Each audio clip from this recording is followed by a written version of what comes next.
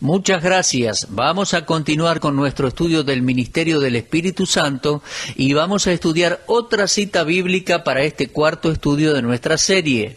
Ya hemos visto que el Espíritu contiende, Génesis 6:3, el Espíritu salva, Tito 3:5, el Espíritu santifica, Primera de Pedro 1:2, y hoy vamos a ver que el Espíritu Santo sella, en Efesios 1:13, pero antes vamos a orar, vamos a dirigirnos a Dios en oración. Amado Dios, sentimos la necesidad de llegar a ti y depender de ti. Sin ti no podemos hacer nada. Bendito Señor, nos sentimos tan débiles e incapaces. Te pedimos que nos ayudes a hablar la verdad en amor y que bendigas a través de este mensaje a los corazones de los oyentes según sus necesidades. Utiliza tu palabra y el poder del Espíritu Santo. Te pedimos todas estas cosas en el nombre del Señor Jesús. Amén. Muy bien, abra su Biblia de ser tan amable en Efesios capítulo 1. Y mientras lo encuentra, permítame darle un breve repaso de lo que vimos. Hemos estado estudiando en cuanto al ministerio del Espíritu Santo, examinando versículos bíblicos concernientes a ese tema. Vimos que el Espíritu contiende contra el pecador en Génesis 6:3 para poder salvarnos. En Tito 3:5 se habla de que nos salva para luego santificarnos. En Primera de Pedro 1:2 vimos la santificación en 4 fases distintas. Primero la santificación preparatoria, que leíamos en Jeremías 1:5 y Gálatas capítulo 1, a donde Dios dijo que nos separó y santificó antes que naciéramos. En segundo lugar, examinamos la santificación posicional, esa obra del Espíritu Santo en la cual nos aparta posicionalmente, judicialmente en Cristo. En principio no tiene nada que ver con nuestro comportamiento. Por ejemplo, al principio del libro de Génesis tenemos la historia de la creación. En Génesis 2 se nos dice que Dios santificó al séptimo día. Lo leemos en Génesis 2:3. Dios bendijo el séptimo día y lo santificó. Tenemos en claro que un día no puede pecar, ¿verdad? Un día no es ni moral ni inmoral, es amoral. El significado de este versículo es que Dios separó ese día para sus propios propósitos santos. En el libro de Éxodo se nos dice que Dios santificó el tabernáculo. Ahora, el tabernáculo no podía pecar. El tabernáculo no es moral o inmoral, es amoral. Todo lo que quería decir es que Dios había apartado al tabernáculo para su propia gloria y honor. Nosotros lo llamamos dedicación, lo que en realidad es apartar o santificar algo. Entonces, ese término es usado posicionalmente en las Escrituras y eso se aplica al hombre en su totalidad, espíritu, alma y cuerpo. Por ejemplo, 1 Tesalonicenses 5:23 dice, y el mismo Dios de paz os santifique por completo, y todo vuestro ser, espíritu, alma y cuerpo, sea guardado irreprensible para la venida de nuestro Señor Jesucristo. ¿Se da cuenta? El Espíritu Santo salvó nuestras almas, pero quiere también salvar nuestros cuerpos para que podamos utilizarlos para la gloria de Dios en esta vida. Entonces, la santificación es para el hombre en su totalidad, para que podamos así ser parte de la tercera etapa en este proceso de santificación. Somos obligados, y es nuestra responsabilidad, a santificarnos. Ponernos aparte para el propósito por el cual Dios nos apartó. Por ende, debemos santificarnos al reconocer la presencia del Espíritu Santo en nosotros. Eso es muy importante. Recuerdo una vez con mi esposa, estuvimos en la casa de unos hermanos en los cuales el padre de familia era un hombre de negocios y la mujer una maestra. Ellos nos dijeron en esa oportunidad, bueno, tenemos que salir y regresaremos luego. Mientras tanto nos dijo, siéntanse como en casa. A propósito, tengo una linda biblioteca con una amplia variedad de libros y también en el freezer hay helado artesanal hecho por nosotros y es muy bueno para la salud. Y nos contaron todo lo que tenían y que lo disfrutáramos. Bueno, sucedió que bajamos y mi esposa se puso a preparar el desayuno mientras que yo decidí leer un poco. Me fui a la biblioteca y me encontré que estaba cerrada con llave y no podía encontrar la llave por ningún lado. Más tarde recordé que habían mencionado en cuanto al helado, así que decidí comer un poco de ese exquisito helado casero, pero cuando intenté abrir el refrigerador estaba con llave. Busqué por todos lados y no pude encontrar la llave. Bueno, estos hermanos nos habían dicho que nos sintiéramos como en casa, que la pasáramos bien, que nos sirviésemos helado y que hagamos todo lo que quisiéramos en la casa. Nosotros éramos sus huéspedes. Pero nada era nuestro, estábamos ahí en la casa, no teníamos acceso a nada, tenían tantas cosas bajo llave que no podíamos disfrutar de la libertad que nos habían dicho que teníamos. Y a veces pienso que nosotros hacemos lo mismo con el Espíritu Santo. Él es el huésped santo, pero lo relegamos a un rincón de nuestras vidas y no le permitimos controlarnos por completo. No le damos acceso a todo nuestro ser, espíritu, alma y cuerpo. Por eso debemos santificarnos activamente, reconociendo la presencia del Espíritu Santo en nosotros y su derecho a poseernos, a controlarnos. En el capítulo 29 del libro de Éxodo leemos en cuanto a la consagración de los sacerdotes. Podemos ver las ceremonias de santificación, tanto práctica como posicional. El becerro era sacrificado y con la sangre debían mojar el lóbulo de la oreja derecha y el dedo del pie de la persona santificada, apartada para el sacerdocio. Ahora, esta parte de la ceremonia es una muestra de la santificación posicional. Ellos eran apartados para Dios. Eso queda muy claro en el versículo 44. Pero ese no era el fin de la ceremonia. Si usted lee el capítulo entero, verá que Aarón y sus hijos necesitaban santificarse a sí mismos. Nuestros cuerpos necesitan ser santificados para que el Espíritu Santo nos utilice como instrumentos para demostrar su poder al alcanzar a otros con el Evangelio.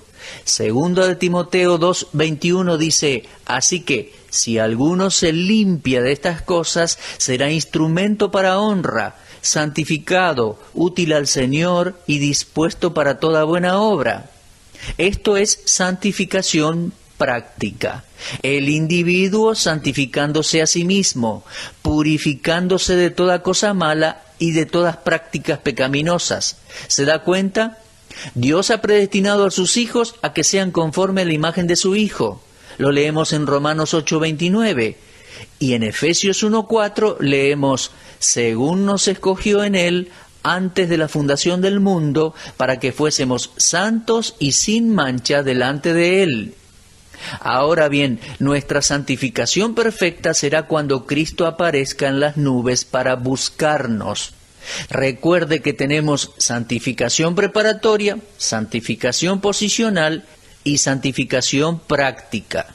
A propósito, nunca deje de lado la lectura y el estudio práctico de la palabra de Dios para su santificación práctica.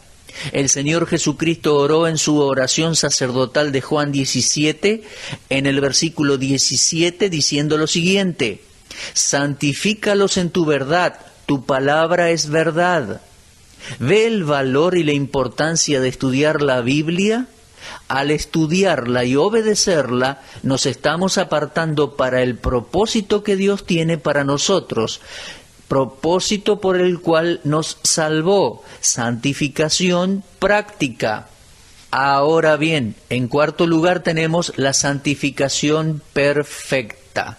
Esta no la alcanzamos en esta vida. Seremos semejantes a Él porque le veremos tal como Él es. Lo leemos en 1 de Juan 3:2. Este es el plan y el propósito de Dios para todos sus hijos. Cuando nos encontremos con Él en el aire, Él concluirá la obra que todavía está sin terminar. Pero la obra del Espíritu Santo en nuestra santificación práctica es gradual y progresiva. Este proceso puede que incluya algunas crisis. Sin embargo, podemos decir que es progresivo. El Espíritu santifica. Ahora, con su Biblia abierta en Efesios capítulo 1, llegamos ahora al ministerio del Espíritu al sellar al creyente. Permítame leerle el versículo 13. En él también vosotros, habiendo oído la palabra de verdad, el evangelio de vuestra salvación, y habiendo creído en él, fuisteis sellados con el Espíritu Santo de la promesa. Ahora, el Espíritu no es el que lleva a cabo el sellado. Quiero explicarle, para ser más precisos, Él es el sello. No somos sellados por el Espíritu Santo, sino con el Espíritu Santo. Leemos esto en 3 pasajes diferentes del Nuevo Testamento. Por ejemplo, 2 Corintios 1:22.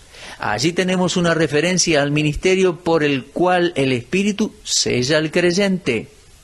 Leemos desde el versículo 21, y el que nos confirma con vosotros en Cristo, y el que nos ungió es Dios, el cual también nos ha sellado y nos ha dado las arras del Espíritu en nuestros corazones. También tenemos otro versículo en Efesios 4:30 que dice, y no contristéis al Espíritu Santo de Dios, con el cual fuisteis sellados para el día de la redención. Entonces podemos ver el ministerio del Espíritu Santo al sellar al creyente. Ahora bien, no confunda el ser nacido del Espíritu con ser sellado con el Espíritu. Estas son 2 cosas distintas. Nosotros nacemos del Espíritu para poder pasar a ser hijos de Dios. Además, somos sellados con el Espíritu Santo como consecuencia de ser hijos de Dios. Cuando un novillo nace en un campo dedicado a la ganadería, el estanciero o vaquero marca al nuevo animal, no para que el animal pase a ser suyo, sino porque ya es suyo. De la misma manera ocurre con el creyente en Cristo. Habiendo sido comprado con la preciosa sangre de Cristo, el creyente es posesión suya por el derecho de redención. Y dado a que el creyente pertenece a Cristo, Dios le pone su sello como el dueño divino al darle el Espíritu Santo. Esto ocurre inmediatamente cuando el pecador acepta al Señor Jesucristo. Pablo escribió en Efesios 1:13, en él también vosotros, habiendo oído la palabra de verdad, el evangelio de vuestra salvación, y habiendo creído en él, fuisteis sellados con el Espíritu Santo de la promesa. Ahora, fíjese en 2 Timoteo 2:19. Pero el fundamento de Dios está firme, teniendo este sello. Conoce el Señor a los que son suyos, y apártese de iniquidad todo aquel que invoca el nombre de Cristo. El sello es la marca de propiedad. Si usted visita una tala de árboles, verá cómo los dueños, luego de contar los árboles, los marcan, para poder entonces arrojarlos al río, a donde flotarán hasta llegar a destino. Al llegar al destino, no hay dudas en cuanto a qué árbol pertenece a quién. La marca de propiedad hecha por el dueño queda impresa en ese tronco. Se trata de la identificación de la marca del dueño. Cuando las personas buscaban al Señor Jesús para recibir pan y peces, Él les dijo en Juan 6:27, trabajad, no por la comida que perece, sino por la comida que a vida eterna permanece, la cual el Hijo del Hombre os dará, porque a éste señaló Dios el Padre. ¿Alguna vez se preguntó a qué se refería este versículo al decir, a éste señaló Dios el Padre? Yo pienso que se está refiriendo al bautismo en el Jordán, cuando recibió al Espíritu. Tal vez usted recordará que durante su bautismo, tal como lo leímos ya en Mateo 3, 16 y 17, el Espíritu descendió sobre él en forma de paloma. Dios Padre estaba dando su aprobación sobre su Hijo al hacer bajar el Espíritu, el sello. Ese sello no hizo a Cristo Hijo de Dios. Él ya era Hijo de Dios. La unción divina, el ministerio del Espíritu Santo al sellar, simplemente lo identificó públicamente como el Hijo de Dios. Dado a que Cristo era el Hijo de Dios, el Espíritu Santo descendió sobre él. A través del 6º capítulo de Juan, Cristo aseguró en repetidas oportunidades que Él es el pan de Dios, el pan del cielo. Por causa de eso los judíos murmuraban de él, y desde ese punto, capítulo 6 de Juan, en adelante, él se encontró siempre bajo vigilancia. No obstante, él les recordó que el Padre lo había marcado con el Espíritu Santo como su Mesías, el enviado desde el cielo, y por consiguiente, confirmándolo como su Hijo. En esta experiencia, nosotros los cristianos somos como nuestro Señor. Somos sellados entonces porque somos hijos de Dios. Como redimidos, tenemos la eficacia de la sangre de Cristo derramada sobre nosotros. El Espíritu mora en nuestras vidas. Tenemos el sello de aprobación como siervos de Dios. Podemos estar seguros que Dios no pondrá su sello sobre uno que no le pertenece. Por otro lado, podemos estar seguros que si le pertenecemos, estamos sellados. Se trata de la marca de identificación. Ahora bien, no poseemos ni la sabiduría ni la habilidad de determinar quién es salvo y quién no lo es. Nosotros no tenemos ese derecho.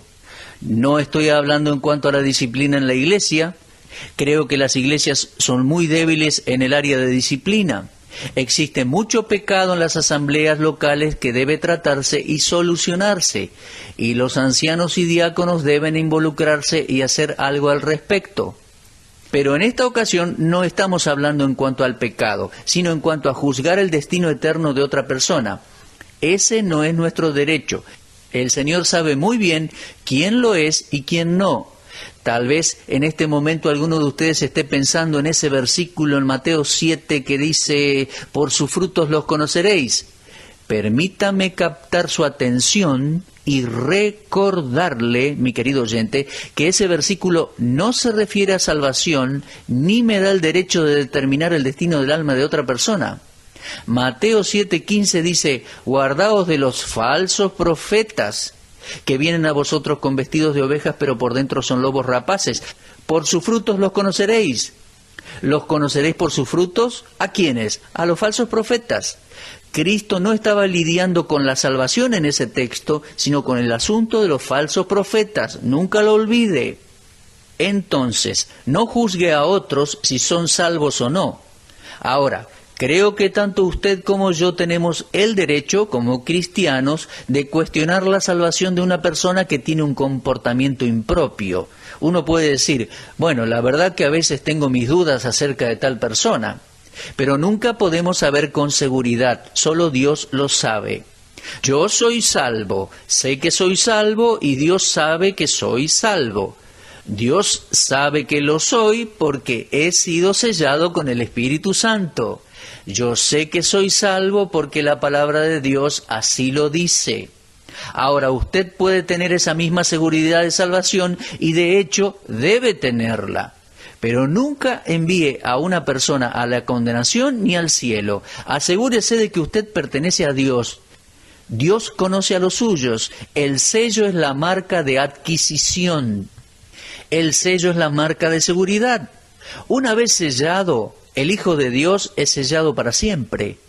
Efesios 4:30, pasaje que leímos hace unos instantes, dice, y no contristéis al Espíritu Santo de Dios, con el cual fuisteis sellados para el día de la redención. ¿Alguien va a sugerir que ese versículo dice que no podemos estar seguros de nuestra salvación y que debemos esperar? No, eso no es así. Efesios 4:30 no se refiere a la redención del alma, ya que eso se encuentra en el pasado de la vida del creyente en Cristo. En Efesios 1:7 dice, en quien tenemos redención por su sangre, el perdón de pecados según las riquezas de su gracia. Entonces, la redención ya la tenemos. Mi alma ha sido redimida y puedo estar seguro de ir al cielo. Efesios 4:30 está hablando de la redención del cuerpo, no del alma. Romanos 8:23 dice, nosotros también gemimos dentro de nosotros mismos, esperando la adopción, la redención de nuestro cuerpo. Eso está en el futuro. Nuestros cuerpos presentes están en proceso de decaimiento y muerte. No han sido redimidos, pero el día está por llegar cuando disfrutemos de la redención plena de nuestros cuerpos. fuimos sellados hasta el día de la redención de nuestros cuerpos, y el día en que seremos transformados se aproxima. 1 Corintios 15:52 leemos eso. Y seremos como Cristo, según 1 de Juan 3:2, y algunos de nosotros necesitamos ese cambio más que otros. Todos estamos en etapa de deterioro en este mundo, en un proceso de deterioro, y algunos de nosotros, con edad avanzando, nos damos cuenta que este cuerpo no es más lo que solía ser antes y que necesita un cambio. Gracias a Dios ese día se aproxima, está garantizado. En ese día, los últimos rasgos de similitud con el Adán caído serán removidos de mi cuerpo y del suyo, estimado hermano. Esta es la redención futura, la que esperamos, y hasta ese día, gracias a Dios, hemos sido y estamos sellados. Mis queridos oyentes, este sello no puede romperse, como tampoco nuestra posición en Cristo. Eso queda ilustrado en la vida del rey Darío en la época de Daniel. Tal vez usted recuerde la historia en el capítulo 6 de Daniel. Los gobernadores, presidentes y príncipes persuadieron a Darío para que declarara un edicto que cualquier individuo que orase a un dios que no fuera el rey, fuese arrojado al foso de los leones. Bueno, el rey llevó a cabo el plan y selló el edicto. Pero según la ley de Media y de Persia, el sello determinaba el edicto y no había ninguna manera de alterarlo. No se podía volver atrás, no se podía cambiar. ¿Por qué no? Porque se había sellado. Muy bien, mis amados oyentes, ocurre de la misma manera con el sello espiritual. En el momento en el cual Dios sella al creyente con su Espíritu Santo, la relación queda establecida para siempre. El sello garantiza la seguridad eterna para el Hijo de Dios. Me han preguntado en más de una oportunidad si creía en la seguridad eterna del creyente, a lo que siempre respondo que no. Mi seguridad eterna no depende de mí. Sí creo en la seguridad eterna del Espíritu Santo. ¿Se dan cuenta, mis amados oyentes? Si nuestra seguridad eterna dependiera de nosotros, habríamos perdido nuestra salvación hace rato. Pero no depende de nosotros, sino de Dios. Creo que la persona más egoísta y egocéntrica que jamás haya conocido es aquella que piensa que puede mantener su salvación. Querido oyente, uno no puede salvarse a sí mismo. Dios es el Salvador. Cristo murió para salvarnos, porque por gracia somos salvos por medio de la fe, y esto no de nosotros, es un don de Dios. La salvación fue por gracia y permanecemos por gracia. Es gracia desde el comienzo hasta el final. Nunca conocí a un creyente que haya perdido su salvación y nunca conoceré a uno. Sí he conocido a creyentes que, mientras me dicen que nunca perdieron su salvación, me cuentan que conocen a alguien que aceptó a Cristo pero después cayó en un pecado y luego murió en esa vida de pecado. Según estos individuos, seguro que tal persona no era salva. Mis queridos amigos, una persona que dice algo así no está hablando sabiamente. Una vez le dije a un hombre que decía no haber perdido su salvación, pero que conocía a alguien que sí la había perdido, le pregunté de esta manera: ¿cómo sabe usted que esa persona era salva en primera instancia? A lo que me respondió: bueno, él me dijo que lo era. Mis amigos, el decir que uno es salvo no lo salva. Yo puedo decir que soy el presidente de mi nación, pero eso no me va a hacer presidente de mi nación. Decir que soy cristiano tampoco me hace un cristiano. Una persona puede decir que es salva y nacida de nuevo, pero el simple hecho que lo diga no la hace salva, no prueba que sea así. Una persona que es salva nunca va a perder su salvación. Si una persona salva podría perder su salvación, nunca podría recuperarla, resalvarse una segunda vez. De la misma manera que nacemos una sola vez físicamente y no podemos desnacer, digámoslo así, una vez que nacimos, usted nace una sola vez espiritualmente y no puede desnacer espiritualmente tampoco una vez que nació de nuevo. Dios nos ha sellado. Gracias a Dios por ese ministerio del Espíritu Santo por el cual nos sella y nos garantiza la seguridad eterna de nuestras almas en el cielo. Muy bien, hemos llegado al final de este programa. Dios mediante, continuaremos con este tema, con nuestro estudio, a la misma hora y por la misma emisora radial. Espero que aguarde por nosotros para continuar, Muchas gracias y será hasta entonces, si Dios así lo permite.